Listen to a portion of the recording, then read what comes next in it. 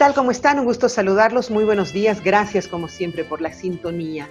Nosotros estamos, impactados con todo lo que está sucediendo. Creo que esta es una bonita forma de poder hacer un análisis tanto de encuestas como de sorpresas, como de renuncias.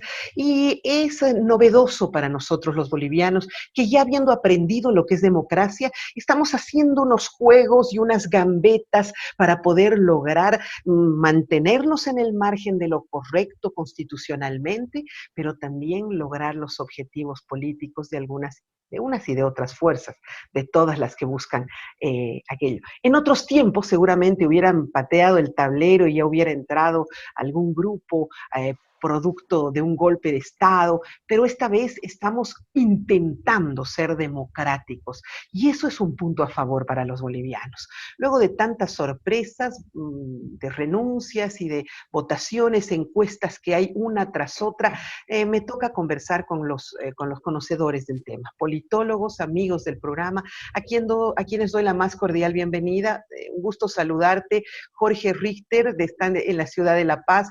Gracias, Jorge, por regalarme este ratito. ¿Cómo estás? Buenos días, te digo, pero en realidad esto sale por la noche. Buenas noches. ¿Cómo estás, Pedro? Buenas noches. Es un gusto siempre podernos encontrar ahora a través de esta modalidad virtual.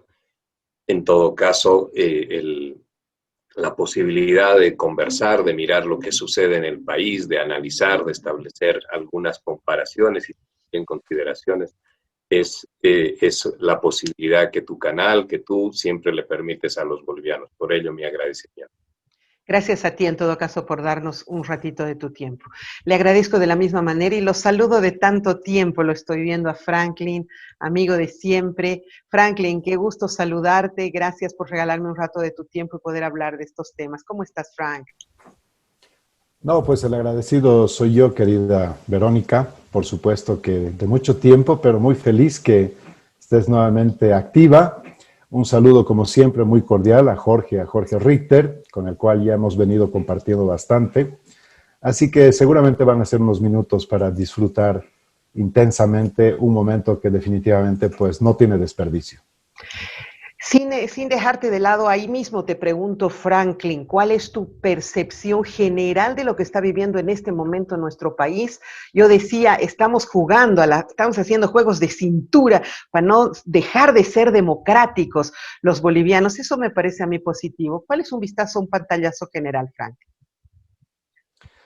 Como una impresión obviamente muy personal, yo veo que esta elección probablemente sea una de las más importantes, más urgentes, más complejas y críticas desde la recuperación de la democracia, con la peor oferta electoral, con los rasgos y características más mediocres, donde todo se resume a restituir un poder depuesto o sustituirlo, donde las verdaderas preocupaciones del país que están vinculadas a desafíos complejos de alto calado que van a necesitar no solamente de una fuerza, sino de muchas fuerzas, de muchas instituciones a nivel nacional y a nivel multinivel, es decir, no te olvides que a la vueltita están las elecciones subnacionales que reconfiguran también el poder territorial y este no está disociado de la acción política nacional.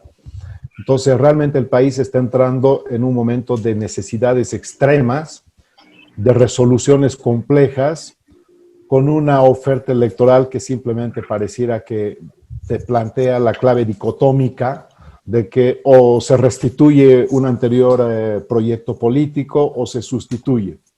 Y eso para mí pues es mediocre, porque una elección debería plantearte la posibilidad de ofertar al electorado la posibilidad sí, de decidir en función de otras cosas. Claro, No de claro que decidir sí. si vuelve o no vuelve, sino que uno debería decidir quién tiene realmente la capacidad, el talante democrático, la posibilidad de negociar, de establecer acuerdos de largo plazo, el que tenga el talento de poder crear vasos comunicantes con todos los sectores del país, de ir cerrando brechas y fisuras que nuevamente se han puesto a flor de piel Y por eso, lamentablemente, para mí, pues esta elección es la más urgente con la peor oferta electoral. Con la peor oferta, una elección mediocre, dices. Te sigo escuchando bajito, si podemos arreglarlo. Y le transmito la misma pregunta, por favor, para Jorge. ¿Tú tienes la misma percepción? ¿Esta es una elección mediocre con mala oferta electoral? Lo que veo, Vero, es que el país se encuentra en un determinado punto histórico en el cual una gran parte de los problemas políticos, sociales y resueltos a lo largo del tiempo, que expresan además lo más sentido de la sociedad boliviana, han quedado de una u otra manera por diferentes motivos postergados en su resolución y no incorporados al verdadero debate de lo que significa buscar y encontrar resoluciones que, a pesar de ser muy complejas, constituyen también lo que son la problemática más sensible que tiene el país. Te hablo de las cuestiones sociales y resueltas desde los primeros días que el país logró su vida independiente y republicana. Y te hablo también de una cuestión de regiones que ha constituido un enfrentamiento entre el sector occidental del país, una visión distinta desde el oriente, y que también marca y señala uno de los factores más álgidos y sensibles que enfrenta a la sociedad boliviana y, por supuesto, también que tiene una incidencia directa sobre lo político, sobre lo social, y que impide de forma decidida que el país pueda encontrar un rumbo de coexistencia pacífica importante para establecer una agenda mínima de tolerancias mutuas, de inclusiones y de respetos entre quienes componemos esta sociedad. En ese contexto, el hecho que se produce en noviembre del pasado año vuelve a demostrar que la cuestión social no estaba cerrada y que el país continúa en esa polaridad social que a momentos de forma circular alcanza picos de confrontación, de posible o de amenaza de colisión social que termina generando enfrentamientos y exacerbando además algunos elementos como la cuestión étnica, la cuestión Jorge, racial. ¿por qué no se conformaron nuevos partidos políticos? Yo sigo en la pregunta, ¿qué pasó? O sea, ¿solamente había el MAS? ¿Por qué ahora regresan los mismos, ¿no? Tuto, Carlos Mesa, los mismos de siempre, una política, la vieja política, y otro partido político que a tropezones se conforma, que además con vergonzoso acta de nacimiento, ¿no? Entre aduanas, impuestos, que es Camacho. ¿Por qué nunca más conformamos partidos políticos sólidos que en determinado momento pudieran hacerle frente al MAS o el MAS consolidar? Porque también el MAS entró a esta elección a tropezones, ¿no es cierto? ¿De a quién ponemos de candidato? Rápido sacaremos de la manga y lo pondremos al menos peor.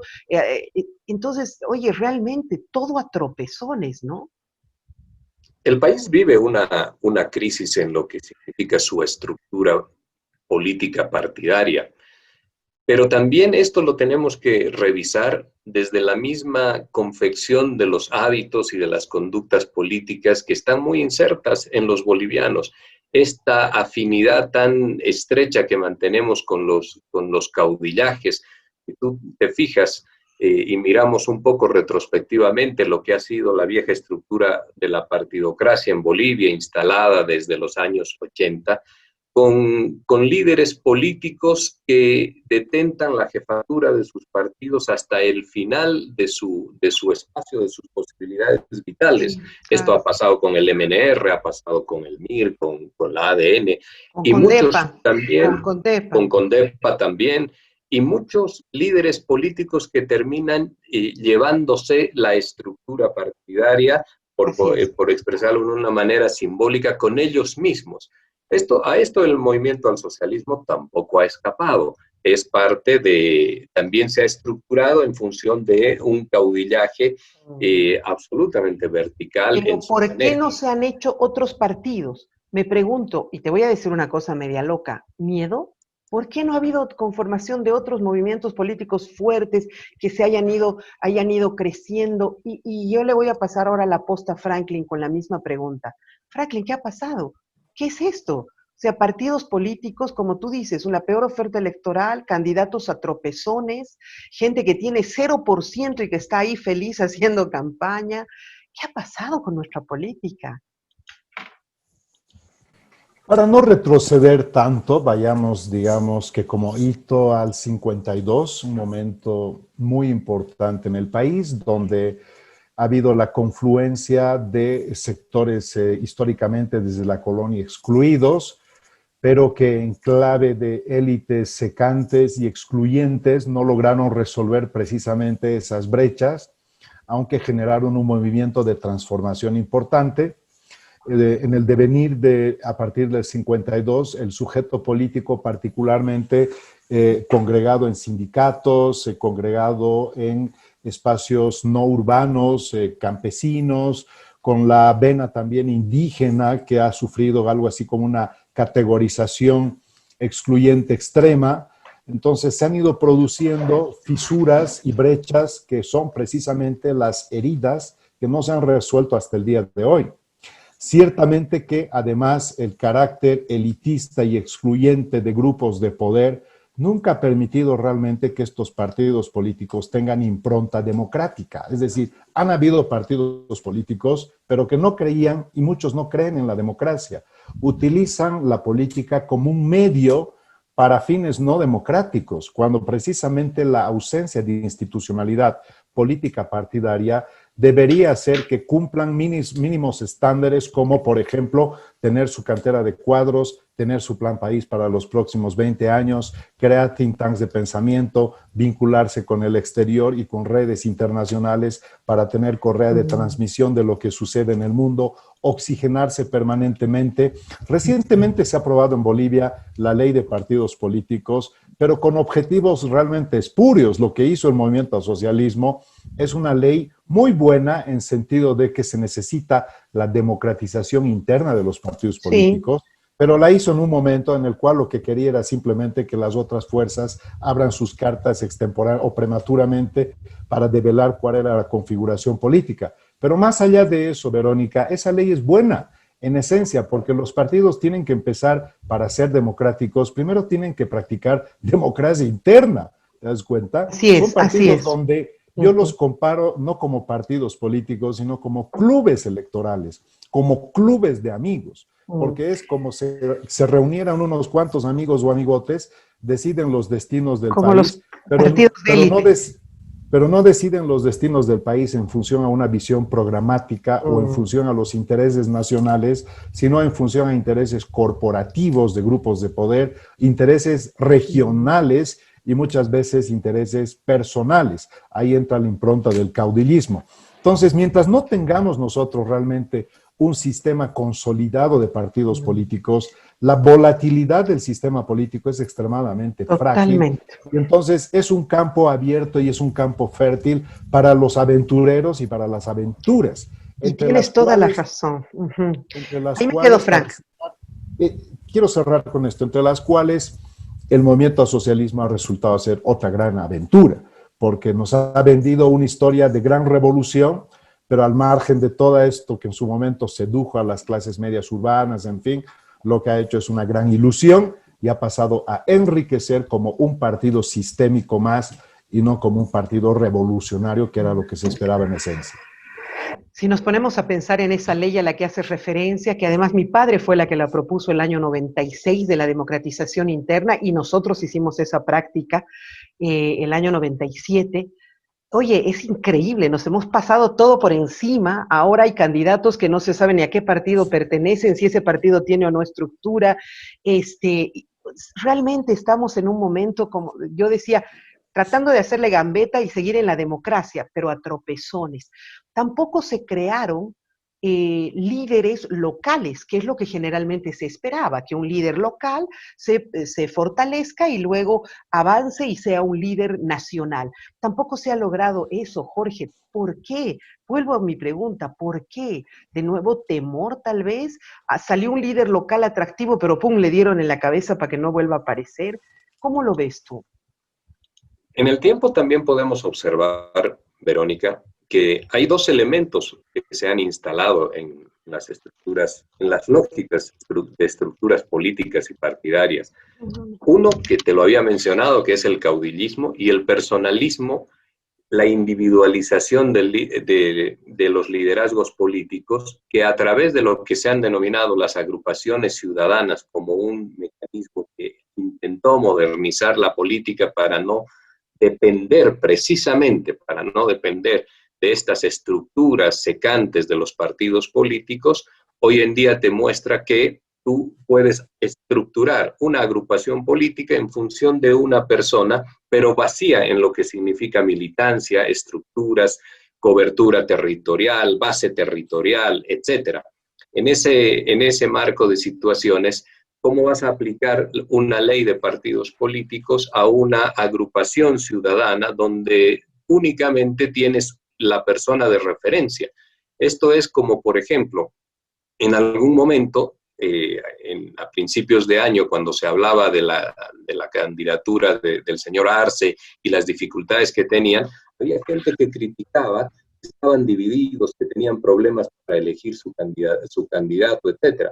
Pero ese que termina siendo una estructura política muy expandida por todo el territorio nacional, tiene diferentes corrientes, afluencias, formas de composición, pugnas de poder internas, etc. Pero si miras y dejas la perspectiva puesta, por ejemplo, y no lo digo peyorativamente, sobre Libre 21, no tienes posibilidades de una corriente interna ni de estructuras partidarias, no, claro, es la persona del señor Quiroga y absolutamente nadie más. Y eso ocurre porque hemos reducido, a partir también de aquella visión de las agrupaciones ciudadanas, hemos reducido la política a una sola persona. Ya, pero no te olvides también que hemos tenido gente, como por ejemplo, te doy un ejemplo, no estoy ni a favor ni en contra, más bien un poco en contra, pero por ejemplo, teníamos un líder ahí que era Manfred Reyes Villa, que pugnaba constantemente con el MAS y que casi tenían votación similar, hasta bueno, la última en la que metió la pata y se puso del lado de Gonzalo Sánchez de Lozada.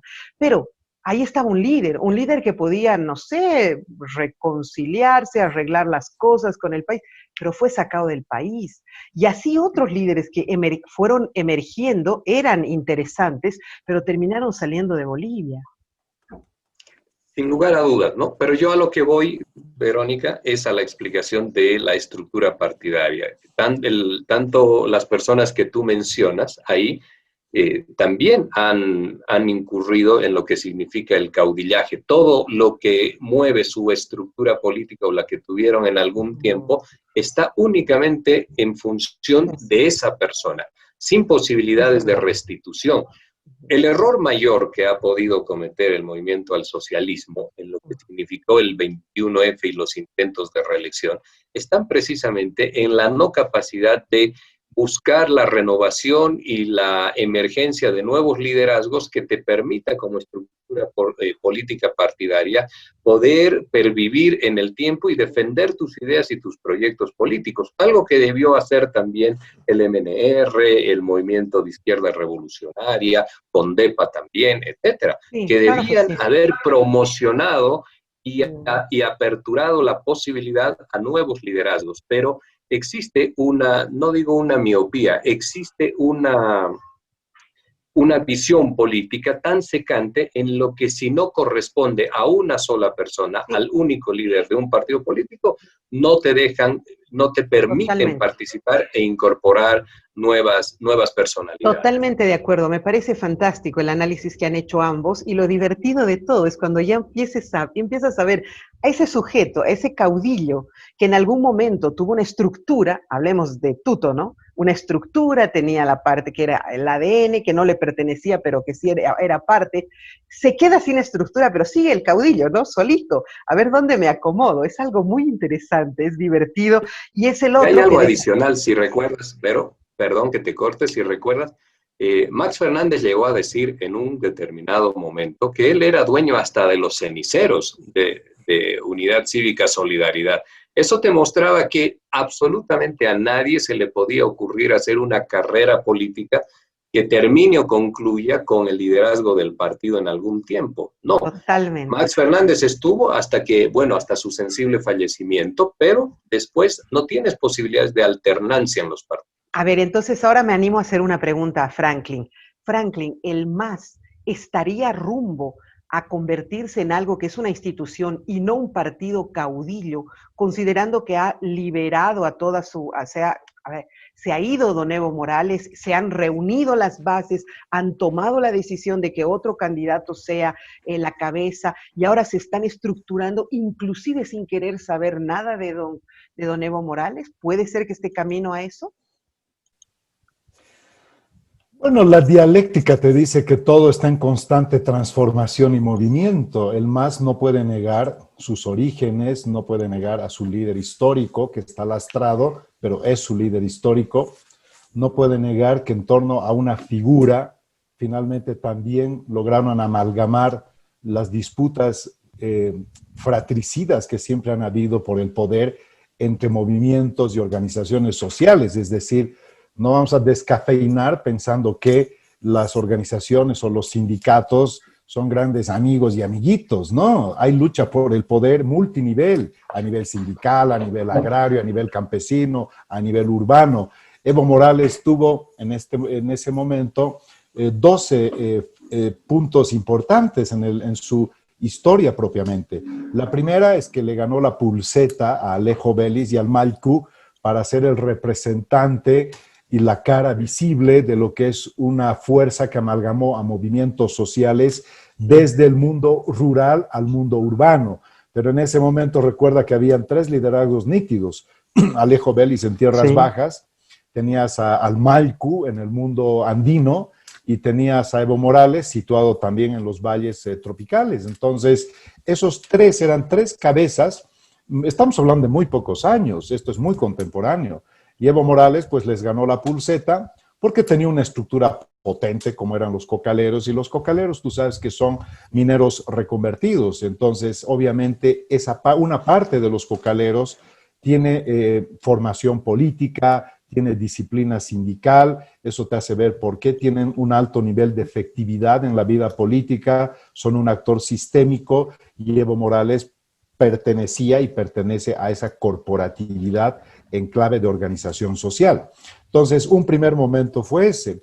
Un segundo momento radica en el hecho de que los movimientos sociales o las organizaciones sociales no es que estén todas en sintonía, pero con Morales tenían 2 puntos en común: la defensa y la amalgama en torno a la figura de Morales, y segundo, que el común denominador era defender el proceso de cambio, que es lo que le daba un sustento o un basamento teórico, conceptual y filosófico. Entonces, una fuerza política definitivamente muy, muy robusta. El movimiento al socialismo tiene una presencia territorial inocultable e inobjetable, sigue teniendo 225 alcaldías de las 339, vamos a ver cómo se reconfigura el poder territorial posterior. Entonces, yo veo una gran miopía cuando tratan de combatir al movimiento al socialismo quitándole la sigla, ¿no? Pensando que eso va a proscribir a una fuerza política de esas características. Eso es una total miopía, es no entender cómo funciona una fuerza política que crees que a través de un recurso formal le vas a quitar el poder real. La otra es que hay que derrotarla, sí, derrotarla, pero ¿derrotarla en qué condiciones? No es cuestión de derrotarla por derrotarla. Puedes tener una victoria pírrica y el MAS puede entrar en una zona de confort porque sabe hacer oposición, y sabe hacer oposición desde los espacios formales, como sería la asamblea, si es que fuera oposición, nada está dicho, y también sabe hacer oposición en las calles. Entonces, agárrate, ¿qué clase de oposición sería? Terrible. Así es. Y para ir cerrando, los partidos políticos en esencia tienen que tener pues fundamentos filosóficos y posición ideológica. Ubica tú a los partidos políticos o más o menos las conformaciones políticas actuales, porque no son partidos, son las conformaciones coyunturales. Ciertamente que también hay que diferenciar lo que es el liderazgo de lo que es la jefatura. Lo que tienes son jefes de partidos políticos, pero no tienes líderes. Dime quién es líder. El liderazgo te lo da realmente la aceptación y la representación y consistencia que deviene del pueblo, porque eso te da realmente lo que eres líder. Líder no puedes decir tú porque has creado tu partido donde solamente vota tu hermano y tu papá y tu mamá. Entonces eso no es tener partido ni estructura Así política. es. Y como hay una autorreferencialidad, que es otra debilidad sociológica, todos creen ser los predestinados, ¿no? Así es. O sea, vamos a hacer las cosas en función primero de mí. Entonces, no hay vasos comunicantes y No, como no tenemos esa exigencia interna, se complica el panorama en el plano de los partidos políticos. A ver, me toca cerrar ya, pero he abierto con Franklin el análisis, cerraré con Jorge. Jorge, para cerrar, por favor. Antes de irme a la pausa, ¿no? Antes de irme a la pausa, luego seguimos. Bien, Verónica. Sí es importante, yo ahí acoto y agrego algo sobre lo que acaba de decir Franklin, en lo que respecta al movimiento popular. Ocurrió que en aquellos tiempos donde emergen los primeros liderazgos populares con Alejo Vélez, con Felipe Quispe, ya en la acción política, también estaba la presencia de Filemón Escobar vinculada al movimiento, al socialismo, cercana a Evo Morales, y significó en el pensamiento de Filemón Escobar una reconversión de lo que fueron las luchas en el país, abandonando el concepto de lucha de clases, abandonando la misma filosofía y esencia de la tesis de Pulacayo para reconvertirse, como señalaba, a una lucha por las identidades, por la inclusión social y por la pluralidad. Y esta fue posiblemente, hay muchos otros elementos, este fue uno de los factores fundamentales que termina favoreciendo e incorporando a Evo Morales y a la gente que lo acompañaba. No era solamente él, estaba también, por supuesto, en la primera etapa Filemón Escobar y estaba Santos Ramírez, estaba Román Loaiza en Cochabamba, un conjunto de gente que incorpora un eje discursivo de lucha mucho más amplio de aquello que significaba la lucha de clases en el país, asentado sin lugar a dudas sobre el potencial que les daba el origen minero, pero también sobre la capacidad de movilización que el trópico concedía y la fortaleza de las viejas lógicas de acción y del sindicalismo minero. Esto configuró una fuerza muy, muy amplia, más de la que pudo tener y congregar, por supuesto, Alejo Vélez y el mismo Felipe. Y el colchón económico que tienen los cocaleros, no dejemos de lado aquello porque sería tener una visión miope, ¿no es cierto? Sí, mucha estructura, mucha organicidad, muy bien entrenados, pero además con un colchón económico que nadie se lo puede negar. Déjenme hacer, por favor, una pausa muy breve, enseguida regresamos. Estamos conversando con Jorge Richter y Franklin Pareja, nuestros politólogos del día de hoy, para entender qué sucedió con nuestra política, dónde nos perdimos, en qué momento nos hemos convertido en esto, y la próxima media hora vamos a profundizar en las encuestas, a quién le beneficia la renuncia de nuestra actual presidenta, para dónde se irán los votos, qué va a suceder más adelante. Enseguida regresamos. Hoy, las señales de nuestro satélite llegan a cada metro cuadrado del país, conquistando selvas y montañas, acortando tiempo y distancias, integrando a hombres y mujeres del campo con el mundo entero. Con tecnología espacial de punta, nuestras comunicaciones por satélite se producen en nuestro país. Ahora, pensamos en grande y hacemos realidad nuestros sueños. Internet y televisión satelital donde tú quieras. A simple vista, parece una casa normal, pero en realidad es un laboratorio, un centro de alto rendimiento, una academia de gastronomía, una pyme y una gran corporación. Y es que esta casa tiene fibra de Access, como cada vez más hogares con la nueva cobertura de Access, que disfrutan la calidad de nuestra fibra óptica día a día, porque no hay mejor lugar que el hogar. Hogar Fibra Hogar. cámbiate a Access. Esta empresa está regulada y fiscalizada por la ATT. Segunda media hora del programa estoy conversando con Franklin Pareja, analista político, y Jorge Ritter, también politólogo. Ambos nos están ayudando a comprender cómo llegamos a esto que estamos en este instante, que dentro de lo que es una democracia, pero todavía muy malograda, tratando de llegar a unas siguientes elecciones. Bueno, concluí con Jorge la anterior media hora, abro con Franklin. Franklin, renunció nuestra presidenta, tenía un caudal de votos supuesto de un 10% de la votación o tal vez un poquito más, y ahora se recompone el panorama. ¿Cómo se recompone, Franklin? ¿Hacia dónde ves tú que esto puede confluir? Bueno, en el primer bloque no hemos hablado de la coyuntura en realidad, así que ahora vamos a ir al punto mismo. Yo pienso que, siempre lo he dicho públicamente, que realmente una de las cosas más desafortunadas que pudo hacer la señora Áñez es presentar su candidatura. En mi criterio, esta candidatura ha sido por presión, de grupos corporativos, porque ciertamente que ella manifestó públicamente de que no sería ni siquiera honesto realmente hacer eso. Pero en Bolivia decir no es decir sí, ya sabemos, ¿no? Varios candidatos han dicho, no voy a ser candidato, termina siendo candidato. Camacho era cívico, decía yo no tengo nada que ver, esto es una lucha absolutamente cívica, ahora está en la arena 100% política. La señora Áñez declaró que no iba a ser, ahora está. Bien, perdió una gran oportunidad.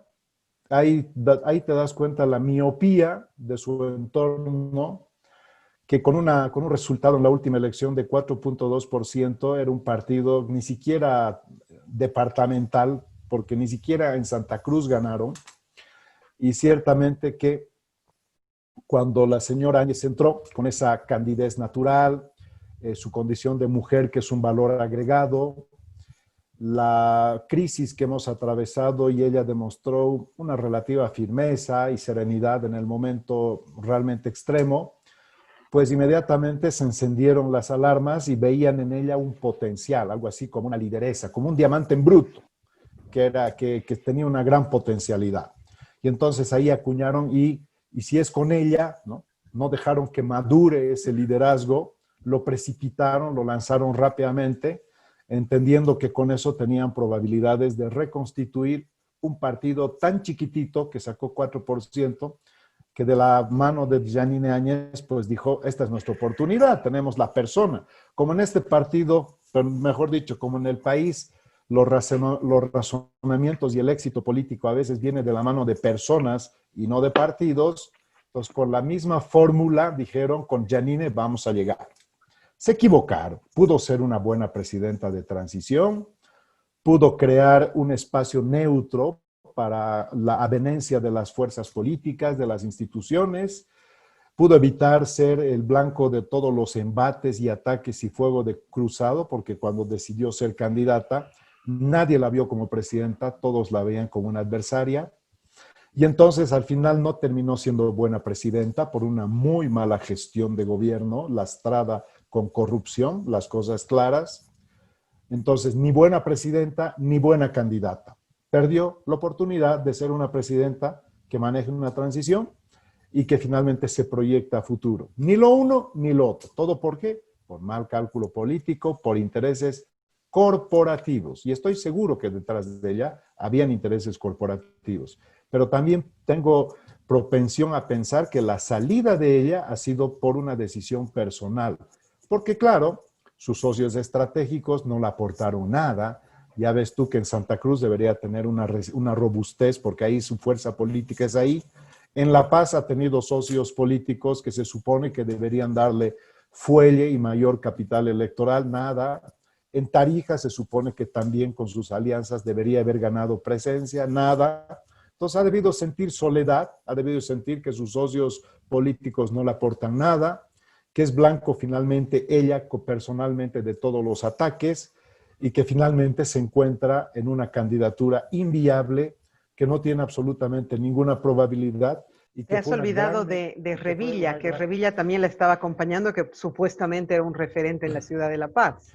Por eso te digo, sus socios estratégicos, que en La Paz, ni en Tarija, ni en Santa Cruz, ni en ningún otro lado le han dado realmente, le han representado ningún aporte. Entonces, pierde ese espacio, se va ella porque era inviable su candidatura. Yo creo que se ha ido tarde, porque fíjate, a ver si coinciden conmigo. Si ella renunciaba antes, por ejemplo, el 3 de septiembre creo que era el momento donde todavía normativamente se podía haber hecho sustituciones, podía haber renunciado y sustituir su candidatura y no dejar al aire toda su estructura política. Si renunciaba antes, cuando tenía una intencionalidad de voto superior al 10%, podía haber generado una negociación con alguna otra fuerza política para establecer acuerdos de lo que se llaman las cuotas de poder. Pero se va cuando prácticamente se ha desplomado electoralmente, donde ya nadie quiere negociar con ella. Y con nadie, claro, cuando ha perdido ya. Sí, tiene razón. ¿No? Totalmente de acuerdo, cuando ya ha perdido, digamos, ese encanto que podría haber tenido en determinado momento. Sin embargo, entiendo que hasta ahora no se ha hecho legalmente, no se ha presentado ante el Tribunal Supremo Nacional la renuncia. Creo que hasta ahora no se lo ha hecho, ¿no? Y la foto va a seguir saliendo. Les consulto. Me voy contigo, Jorge, para lo mismo, el mismo análisis de coyuntura a partir de esta renuncia y a quién beneficia la votación, que este 10% que probablemente hubiera tenido la señora Áñez. Bueno, Vero, sin lugar a dudas que en las papeletas el rostro de la señora Áñez sí va a estar presente en la elección porque ya están impresas esas papeletas en todo el conjunto de boletas que van para el exterior está impreso y una gran parte de las que se van a distribuir en el país también. Entonces vamos a tener ahí esa particularidad en la elección. La visión que me permite ver el escenario político es que la señora Áñez nunca logró estructurar una base territorial y una estructura de apoyos importante, político-partidarios, y fue básicamente un hecho mediático a partir del ejercicio de la presidencia que configura una sensación de efectivamente poder tener una fuerza, pero que en los hechos no está. Esto que es un verdadero fracaso político, este intento de haber buscado a través de una candidatura la presidencia del Estado, tiene dos ejes de articulación muy rápida, o dos ejes que explican, mejor dicho, lo que ha ocurrido con ello. En el campo popular, la señora Áñez, en el mes de noviembre, produce una ruptura institucional en el país con un conjunto de actores y la respuesta del campo popular ha sido llevarla finalmente a través de lo que significó la ley última, para sintetizar la ley 1315, ha sido llevarla al escenario democrático electoral, que es un escenario absolutamente contrario a la misma naturaleza del grupo que se hizo cargo del gobierno. Y esto ha sido, si vale el término, como la respuesta a la acción de noviembre del pasado año. Un espacio donde no tenía posibilidades de articularse, de ejercer en términos de eficiencia, porque su naturaleza, lo han mostrado 10 meses de gobierno, es antidemocrática y su naturaleza es con tendencias autoritarias y canceladoras de los derechos. En el otro lado, Verónica, en el lado ya de los sectores urbanos y de los sectores de clase media, donde ella debería poder asentar o pudo haber asentado un liderazgo, también se genera una traición en el mes de enero. La traición está dada a quienes fueron sus pares y con quienes articuló todos los sucesos y los hechos en noviembre. Y esa traición... Unidad Demócrata. Un conjunto, también está Comunidad Ciudadana, también está Creemos, etcétera, que tenían la perspectiva de poder apalancar y reforzar un esquema desde el Estado Nacional, con lo que esto significa y no es poco, a un conjunto de candidaturas o una sola candidatura de unidad para enfrentar en términos de una fuerza equilibrada al movimiento al socialismo. Pero ella rompe estos acuerdos y estos apoyos para implementar su propio proyecto político. Y los sectores desde entonces no le han disculpado ni le han perdonado aquella traición a lo que significó el movimiento del mes de noviembre.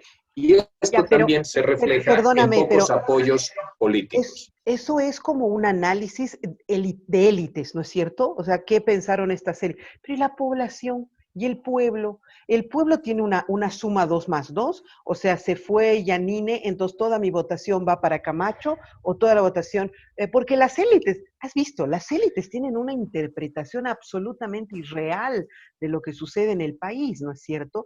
Pero ¿y el pueblo? ¿A dónde va la votación? Acá te iba a sumar lo que significa un tercer factor. Perdón. Porque ella queda desprovista con esto que sucede de ruptura con sus pares, queda desprovista de apoyos fuertemente institucionales, de apoyos de organizaciones y de corporaciones que ahora están tratando de articular otras candidaturas. Y el tercer factor es un proyecto político que estaba afincado sobre la base de lograr un supuesto éxito en las formas y en las nuevas maneras de gobernar el país que trataron de implementar, y que fue evidentemente camino al fracaso por la mala gestión en lo sanitario, en lo económico, en lo educativo, y finalmente también en la generación de consensos políticos para sacar al país de la crisis política irresuelta. Entonces la gente mira y analiza esta perspectiva, su situación económica está en un momento crítico, la situación educativa también para la gente que mayormente tiene hijos en colegios fiscales está en una situación de colapso, la situación sanitaria está en una situación muy crítica, entonces tiene pocos elementos que acreditar, ¿verdad? Ahí me quedo. Franklin, como ya no me queda mucho tiempo, ya nos hemos llevado casi 11 minutos de este segundo bloque. Franklin, ¿tenemos opción de una segunda vuelta? ¿Estamos encaminados a ello? ¿Hay la fuerza suficiente de alguno de los partidos que están contendores al MAS como para que lo haga, que lo logren tener? Tiene que ser menos de 10, menos de 10, ¿no es cierto? De 10%. Bueno, menos de 10, sacando 40% y estableciendo una brecha de 10%. A ver, te voy a contestar en un combo de respuestas. Primero, cuando la señora Áñez decidió ser candidata, me imagino que en Buenos Aires han celebrado, porque ciertamente que fue una buena noticia para Morales la fragmentación. Yo creo que el crecimiento y posicionamiento de Camacho en Santa Cruz es altamente contributivo al movimiento al socialismo y además a esta fórmula o este binomio del MAS con un candidato muy anodino, pero que en el MAS, como tienes un 30% duro, y esa dureza no va en función de quién es candidato, sino que es un electorado que no tiene dónde migrar. Entonces, Camacho es altamente contributivo a Arce Catacora y al MAS.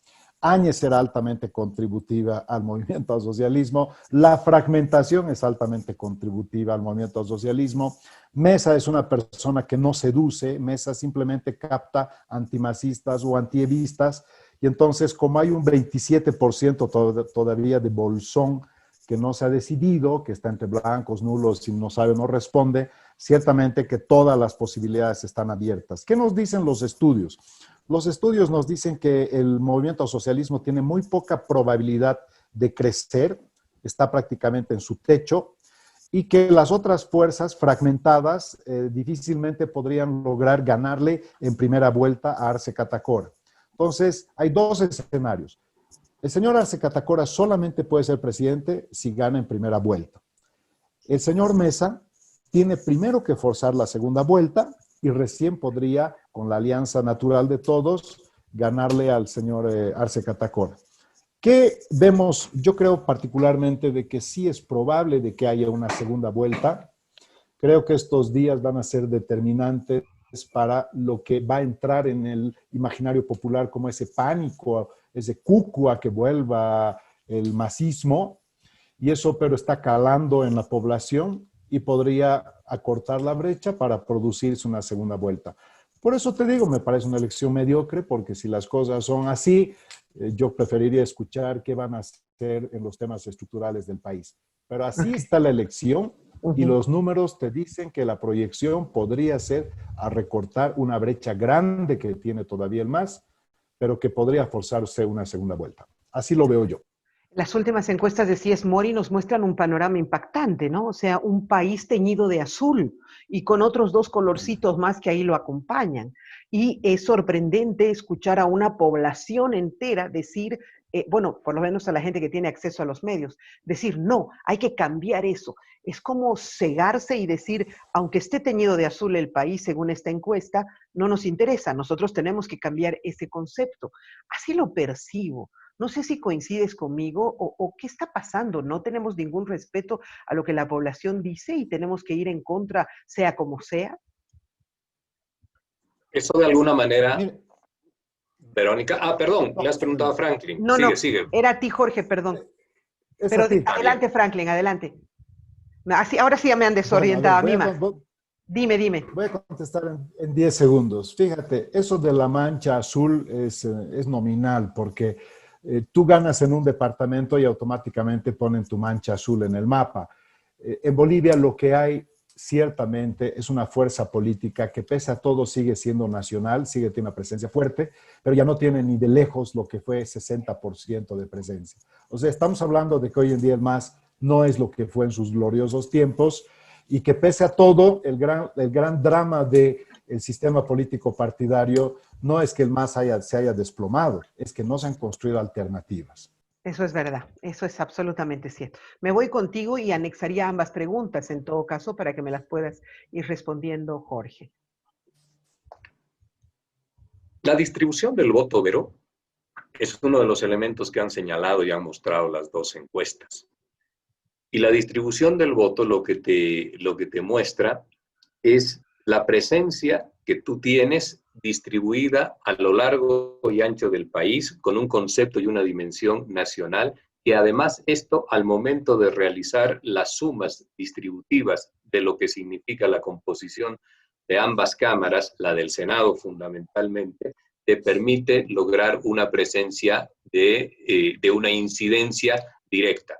La encuesta te señala también, de alguna manera, que se va instalando en el país una tendencia, habrá que ver lo que ha significado ahora en términos porcentuales la bajada de la candidatura de la señora Áñez, pero las encuestas te señalan que el movimiento al socialismo controlaría la Cámara de Senadores. Pero básicamente, más allá de mirar si tiene un control pleno o no, lo que hay que observar es que el movimiento popular, que se lo ha señalado como ya hacia fines del pasado año como disperso, como sin posibilidades de reestructurarse en torno a la articulación de un posible ejercicio del poder del Estado, está nuevamente presente ahí. ¿Y esto qué hace? Y te configura en lo que tú señalabas, esa franja azul en el país. Te configura que tienes un país con presencia en prácticamente todos los departamentos de Bolivia y que lo tienes que tomar en cuenta para gobernar. Y que si esto se configura como una fuerza con características mayoritarias, tienes que comprender que ese es el país que se está nuevamente configurando. Los sectores sociales, a diferencia de lo que genera esto sobre las sensaciones y las ansiedades políticas de lo urbano y de los sectores de clase media, es que tienen una presencia histórica hoy en día vinculada a la acción política, ya no únicamente en los perimetrajes de la acción política y otorgando solamente ciertas prestaciones a la vieja partidocracia. Son actores centrales, han sido visibilizados y se tiene que partir de lógicas de integración y de inclusión para coexistencia pacífica con estos otros sectores. Construyes el país entre todos, no puedes tener esta lógica de decir a como dé lugar tenemos que unificar fuerzas para detener a una emergencia que ya no es emergencia, que ya es un bloque de presencia histórica inserto en el país y que es un actor central. Entonces, las construcciones tienen que ser a partir de la integralidad de quienes componen la sociedad.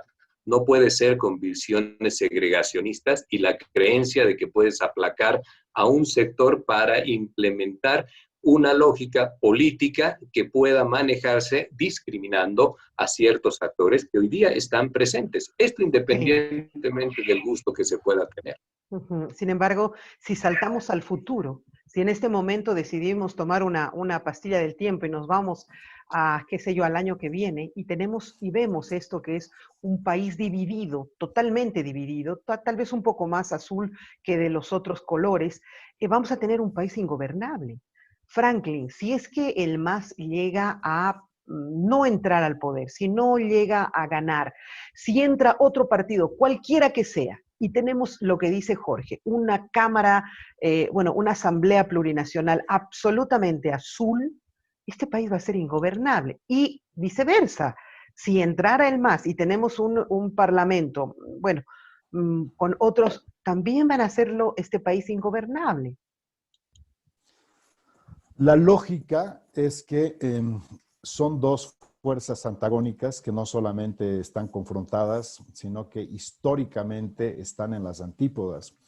Porque cuando hablamos de restitución o restauración y sustitución, pareciera que no hay puntos de encuentro que son precisamente los que se necesitan para llevar adelante una reinstitucionalización del país, porque el país lo que necesita es un proceso de reinstitucionalización. La institucionalidad democrática en el país está socavada, una fuerza política ha destrozado este país en términos fácticos, a título de lucha por los pobres, a título de inclusión social, a título de revolución, en realidad unos rasgos autoritarios, un estalinismo pachamámico realmente exacerbado, pero ese es motivo de otra discusión. Yo veo que el próximo gobierno, independientemente de quién fuere, va a ser un gobierno débil. Va a ser un gobierno débil. Si fuera el MAS, que puede ser, ciertamente ya no va a contar con 2/3. El contexto internacional es complejo. Se van a tener que tomar medidas difíciles que podrían ser en algunos casos impopulares. No va a tener una oposición tan minúscula como ha tenido estos 14 años. Se va a ver obligada también a negociar. Hay que ver cómo queda la relación, la correlación en el nivel territorial. Si es otra fuerza, como eventualmente podría ser Carlos Mesa, puedes tener un candado en el Senado, porque si el movimiento al socialismo gana en más departamentos, ciertamente controlaría el Senado. No es necesario controlar toda la Asamblea Legislativa, con controlar el Senado ya le has puesto un candado prácticamente a la actividad y a la plataforma legislativa. Mesa tendría que negociar y pactar con todos, y esto podría hacer que la peor versión de la democracia pactada podría retornar, porque vendría de la mano de la prebenda, ministerios, embajadas y todo lo que sabemos. Entonces, ese es el problema estructuralmente del déficit de institucionalidad del sistema de partidos políticos, de un partido que no tiene institucionalidad democrática, de unas fuerzas políticas que razonan en clave de proyectos políticos secantes y no de país, y ahí lo incluyo al MAS, y de un bloque popular que definitivamente tienes que asimilar que está ahí y que al MAS no lo vas a quitar del camino proscribiéndolo a través de mecanismos inconsistentes, sino que si quieres realmente tener una presencia y apoyo y adhesión del bloque popular, pues tienes que resolver los problemas estructurales del país. La pobreza sigue siendo y sigue estando plenamente vigente, y el movimiento al socialismo que tanto nos ha dicho que ha hablado de los pobres, lo último que nos ha mostrado los últimos espectáculos y bloqueos es que en realidad los pobres siguen ahí, y este país necesita la resolución estructural, y para eso se necesita un gobierno fuerte. Y el próximo gobierno, lamentablemente para mí, va a ser un gobierno débil, independiente de quién fuera. Absolutamente. Me quedo con ese tu concepto que, como has dicho, estalinismo pachamámico. Interesante, me gustó. Vamos a profundizarlo algún momento. Iremos, por favor, al cierre también ya, Jorge, el análisis final en la posibilidad.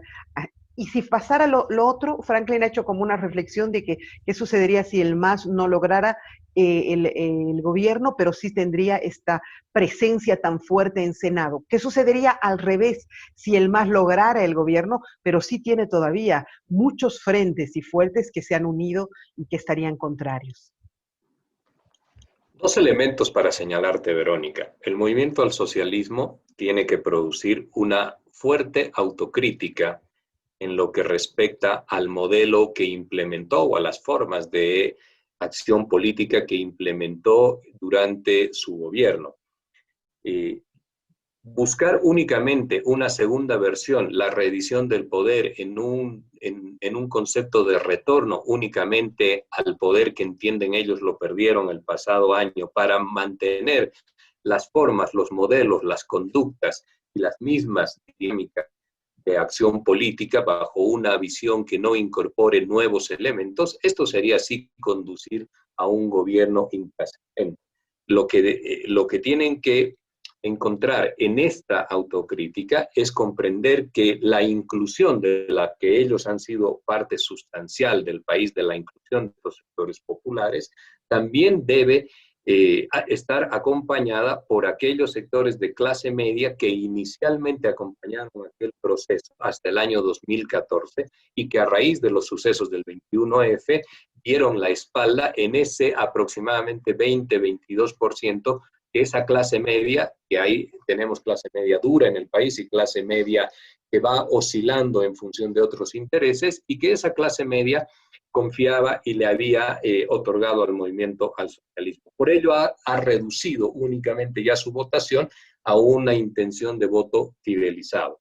Entonces tiene que acercarse nuevamente, tiene que conversar, tiene que incorporar a estos sectores de clase media, porque esa es la lógica de construcción de un país con complementariedad social y con todos los sectores, pero de ambos lados, por supuesto. El otro elemento es que la institucionalidad de Bolivia no puede ser mirada únicamente hoy en día en función de su realidad histórica, con una mirada corta que se detenga en la institucionalidad liberal republicana. Hoy en día, en el país, existen también otros actores que se han incorporado y que tienen una visión y una forma de sentir distinta de la democracia, y que esto implica también desarrollar institucionalidades complementarias que convivan con la lógica de lo liberal y lo republicano. Te quiero señalar que, por ejemplo, el movimiento popular tiene otras maneras de deliberar y de realizar asambleísmos, de ejercer su ciudadanía y de peticionar desde el pueblo, como ellos señalan esa constitución de masa de gente y de movimiento social, peticionar desde el pueblo hacia los poderes constituidos. Esto es absolutamente importante porque es una realidad, no se puede obviar. Entonces, el desafío enorme pasa por institucionalizar el país, pero con desarrollo también de instituciones complementarias en el marco de la Constitución del 2019 y del Estado plurinacional. Esto es absolutamente importante para poder avanzar ya en modelos de construcción, de desarrollo, pero siempre inclusivos hacia los dos sectores. Ojalá esto se haga realidad, decía, ojalá se haga realidad de verdad. Esperemos los bolivianos que tengamos la capacidad de tender esos puentes. Franklin, muchas gracias por habernos permitido tener un tiempo contigo. Gracias, tu despedida, por favor.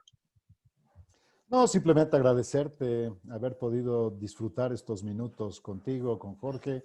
Y por supuesto, pues todavía hay mucho que hablar, así que seguramente ya estaremos coincidiendo. Les mando un saludo muy cordial a ambos y por supuesto, pues a seguir bregando en la democracia. Exacto, gracias Franklin, ha sido un gusto. Lo mismo para ti, Jorge, gracias. Agradecerte, Vero, la posibilidad siempre de establecer este canal de comunicación con tu audiencia, que es vasta y extensa. También un abrazo fraterno a Franklin, siempre con la oportunidad de conversar sobre estas miradas que podemos tener respecto a lo que va sucediendo en el país y atentos, por supuesto, a lo que viene en los siguientes días, que sin lugar a dudas, con los antecedentes que tenemos desde noviembre del año pasado, van a ser intensos porque aparecen factores nuevos y relevantes a cada momento. Muchas gracias, Jorge, ha sido un gusto. Gracias a los dos. De esa manera habríamos concluido el programa del día de hoy. Muy importante el análisis y la percepción de nuestros profesionales y vamos a seguir reflexionando sobre ello. Ojalá que podamos los bolivianos tender puentes de una vez y escuchemos la sabiduría de estos hombres para que salgamos de este conflicto en el que estamos ahora. Un abrazo, hasta el día de mañana.